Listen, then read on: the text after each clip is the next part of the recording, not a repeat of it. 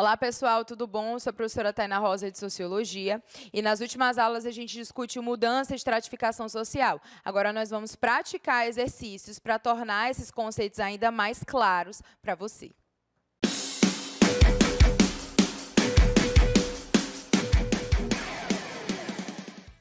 Pessoal, então nós discutimos, ainda há pouco, na última aula, a ideia de mudança social, de estratificação, que essas mudanças elas acabam colocando os indivíduos em determinados espaços da sociedade e que isso muitas vezes acaba produzindo desigualdade social. Então as nossas questões hoje são questões do vestibular, do Enem, da UEMA, que vão te ajudar a pensar esses conceitos de estratificação. A primeira questão diz assim: ninguém nasce mulher, torna-se mulher. Nenhum destino biológico, psíquico, econômico define a forma que a fêmea humana assume no seio da sociedade. É o conjunto da civilização que elabora esse produto intermediário entre o macho e o castrado, que qualificam o feminino. Um texto aí da Simone de Beauvoir, gente, que vai discutir o papel, o lugar da mulher no feminino. Ela está dizendo, olha, para que a gente discuta a ideia de mulher, é preciso compreender que essa mulher ela é definida a partir das condições sociais, das posições que ela ocupa na sociedade. E ela sempre vai ser definida em oposição, à figura masculina. E aí o comando da questão diz assim: na década de 60, a proposição de Simone de Beauvoir contribuiu para estruturar um movimento social que teve como marca A. Então, quando a gente fala do movimento de mulheres, que é um movimento que indica mudança social, e aí eu quero que isso fique claro para ti. Os movimentos sociais, as manifestações sociais, são fatores de mudança. A gente falou isso na aula, Mudanças políticas e culturais, elas alteram a vida em sociedade. E aqui a gente está falando da movimentação feminina. Então, essa movimentação lá na década de 60, ela propiciou alguma mudança. Aí, letra A diz: a ação do Poder Judiciário para criminalizar a violência sexual. Bom, se você sabe aí um pouquinho de atualidades e de história, vai saber que a criminalização da violência sexual ela é bem mais recente. Ela remonta ali ao final do século XX, já para entrar aqui no século que a gente está vivendo, século XXI. Então, não é essa a alternativa. Letra B, pressão do Poder Legislativo para impedir a dupla jornada de trabalho. Gente, se você bem perceber, mulheres hoje ocupam espaços dentro do ambiente trabalhista e muitas vezes elas têm dupla, tripla jornada de trabalho. Então, esse movimento não impediu. Na verdade, as jornadas de trabalho estão cada vez maiores para a classe feminina. Letra C, organização de protestos públicos para garantir a igualdade de gênero. Olha só, isso aqui já parece ser interessante, porque realmente a década de 60, na história, ela está marcada pela manifestação de mulheres em prol da igualdade, Igualdade em que sentido? De ter acesso aos mesmos direitos que os homens. Então, a gente deixa essa letra C aí preparada para marcar. Letra D, oposição de grupos religiosos para impedir casamentos homoafetivos. Gente, casamentos homoafetivos é uma pauta de um outro movimento, que é o movimento LGBT, que também tem seus impactos na mudança social. Mas aqui ele está falando do movimento de mulheres. Então, essa alternativa não cabe aqui na questão. Letra E, estabelecimento de políticas governamentais para promover ações afirmativas.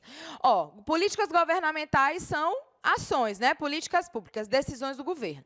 E ações afirmativas são muitas vezes leis ou então benefícios que o governo dá para uma determinada classe de pessoas. Eu poderia dar o exemplo para vocês das cotas, tá certo? As cotas foram instituídas no Brasil com o objetivo de serem ações afirmativas para melhorar o acesso de pessoas pretas, negras, dependendo da classificação, como gostam de ser chamadas, por exemplo, a entrada também de pessoas que vêm da escola pública e de uma condição financeira mais baixa. Então, não se trata dessa relação aqui com o movimento feminino. A resposta certa, então, é a letra C mesmo. Protestos para garantir igualdade de gênero. E esses protestos surtiram efeito. A gente sabe que hoje as condições femininas mudaram, se transformaram se comparadas às mudanças passadas, De acordo com Otávio Yanni, para melhor compreender o processo de estratificação social enquanto processo estrutural, convém partirmos do princípio. Isto é, precisamos compreender que a maneira pela qual se estratifica, ou seja, se divide uma sociedade, depende da maneira pela qual os homens se reproduzem socialmente. Então, a divisão social, ela depende da forma como o homem se organiza, como ele reproduz a sua vida. Aí o comando da questão diz assim: com base no texto e nos conhecimentos sobre estratificação social, considere as afirmativas a seguir. Vamos olhar agora as afirmativas e ver quais delas estão certas. Primeira, os estamentos são formas de estratificação baseadas em categorias socioculturais, como tradição, linhagem, vassalagem, honra e cavalheirismo?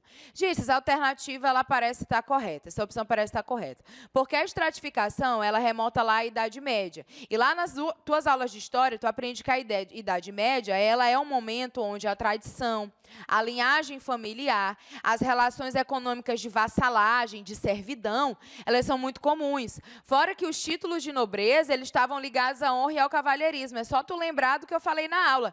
Um camponês, por exemplo, podia alcançar um título de nobreza se ele fosse um cavalheiro, se ele fosse honroso, se ele tivesse, por exemplo, conseguido um ato de heroísmo. Então, isso aqui já parece estar correto, a primeira.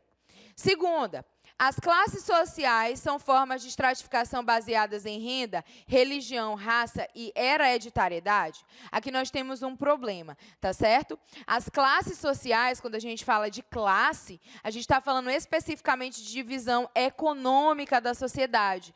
Então, não dá para pensar especificamente que a noção aí, por exemplo, de religião, ou de cor, ou de hereditariedade seria um fator para a classe social, tá certo? A terceira diz: as mudanças sociais estruturais ocorrem quando há mudanças significativas na organização da produção e da divisão social do trabalho? Sim, os fatores de trabalho são fatores de mudança. Então, a terceira está certa. A quarta diz: as castas são formas de estratificação social baseadas na propriedade dos meios de produção e da força de trabalho? Só tu lembrar da aula. As castas estão baseadas na dimensão familiar e religiosa. Então, essa alternativa está errada. Logo, se a nossa primeira alternativa está certa, se a nossa terceira alternativa está certa, a gente vai ter que marcar qual é a alternativa aí, qual é a letra correta, Então, a gente vai marcar aí tanto a 1 quanto a 3. Resposta correta é a letra B, tá certo? Então, aqui a gente finaliza especificamente esse conteúdo ligado à mudança e estratificação social. Espero que essas questões também que estão aí no teu material de casa, te ajudem a compreender melhor os conceitos que a gente trabalhou na aula. Eu te espero e até a próxima.